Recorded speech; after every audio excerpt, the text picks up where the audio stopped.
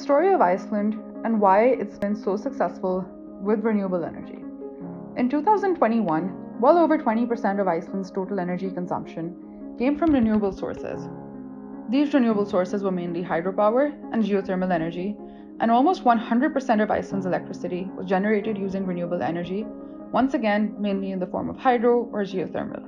This energy position undoubtedly makes Iceland a leader in global renewable energy production.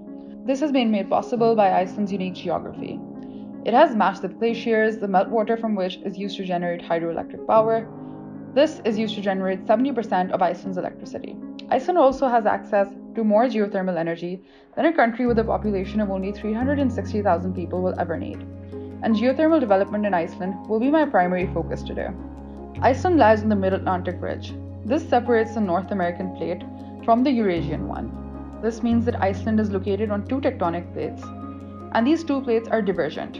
This means that they are moving away from each other at a rate of 2.5 centimeters every single year.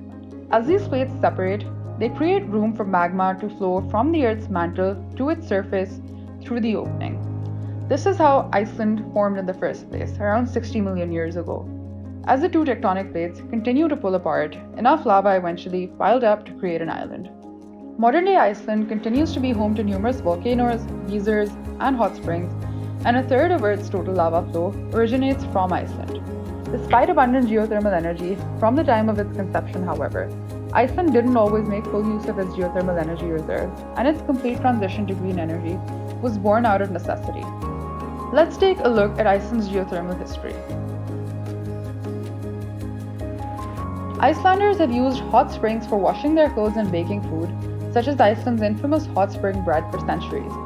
The use of geothermal energy for heating purposes began in Iceland in 1908 when a farmer built a large concrete pipe that connected the interior of his home to the hot spring beneath it. He discovered that he could use the steam from the spring to heat his house, and the idea caught on. A few years later, another farmer found a way to use steam from a hot spring to heat his home water supply, and by 1930, Reykjavik's first geothermal district heating system was created. This connected a school, a hospital, a swimming pool, and 60 residential buildings to geothermal energy. Geothermal energy in Iceland continued to grow, and in the 60s, Iceland's government created a geothermal fund. This fund was used to finance low-interest loans for geothermal research and test drilling. If the project failed, the loan was forgiven. Nevertheless, despite these efforts, Iceland still relied on coal and oil for at least 50% of its energy up until the late 1970s. Change was precipitated by the oil crisis of the 70s. Most Western countries, including Iceland, were heavily dependent on Middle Eastern oil and were hit hard when the Organization of Arab Petroleum Exporting Countries declared an oil embargo in response to America's decision to resupply the Israeli military during the Yom Kippur War in 1973. Like many other countries in Europe, Iceland too struggled to sustain itself through the oil crisis, especially given its isolated location at the edge of the Arctic Circle. In the face of this crisis, Iceland began looking inwards for a stable and economical source of energy. Given its abundance, geothermal energy was an obvious solution, and its development picked up steam in the wake of the second 1970s oil crisis, the 1979 crisis that was brought on by the Iranian Revolution. Iceland's transition to renewable energy was quick. By 1985, Iceland had eliminated imported coal and oil in heating and derived 100% of its electricity and 82% of its primary energy from indigenous renewable resources, geothermal energy, and hydropower. I've discussed the pros and cons of geothermal at length in a separate video, and I'll put that down in the description box below. One of geothermal energy's biggest advantages, however, is that it produces a large amount of energy that is always available with high reliability. Geothermal energy is also clean and doesn't contribute to global warming, and its use for heating homes across most of Iceland is estimated to be equivalent to the heat obtained from burning 646,000 tons of oil. This has resulted in a nearly 40% reduction in the country's total release of CO2. Not having to import fossil fuels has also resulted in significant financial savings for Iceland. It's been estimated that the annual macroeconomic benefits of geothermal district heating in Iceland make up 7% of its GDP, which amounts to approximately $3,000 per person annually.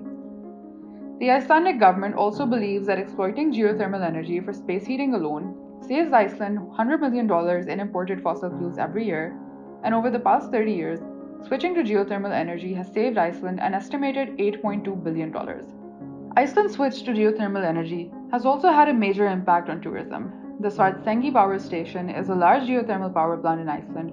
It is also the driving force behind the creation and full operation of Iceland's most famous tourist attraction, the Blue Lagoon. This is a beautiful, world-renowned geothermal spa. It is Iceland's most visited tourist destination by far, and is powered entirely by geothermal energy. Iceland's population is a little over 360,000 people. The Blue Lagoon, however, receives more than 1 million visitors every year. Iceland today boasts multiple geothermal power plants, each of which consists of several wells that tap into its underground heat. Scientists are also continuing to drill experimental wells to a depth of 3 miles, which is twice the depth of traditional geothermal wells. At these depths, the wells reach supercritical temperatures of over 750 degrees Fahrenheit or approximately 400 degrees Celsius. At these temperatures, wells can produce 10 times more energy than wells drilled to shallower depths and lower temperatures. Iceland is also continuing to lead the way in geothermal innovation beyond its borders. Iceland's government has partnered with the UN Environment Programme to work with countries in East Africa, including Ethiopia, Kenya, and Uganda, to harness their geothermal energy. Like Iceland, these countries also sit atop the boundary between two tectonic plates, known as the Great East African Rift System. Glitnir, Iceland's third largest bank, has also helped finance the world's largest geothermal district heating project in Chianya, China. This serves over 1 million people. Despite Iceland's current achievements, it still believes that it has more work to do. Iceland aims to further reduce its carbon emissions by 40% by 2030 under the Paris Agreement, and achieve carbon neutrality by 2040 to become one of the first nations to be completely free of fossil fuels. With our track record of success and continued efforts to transition to renewable energy sources, it's not a matter of if, but when Iceland will reach its goals. If you enjoyed this, please don't forget to hit the thumbs up, do subscribe to my channel to stay tuned for whenever future videos come out. Until then, take care and goodbye.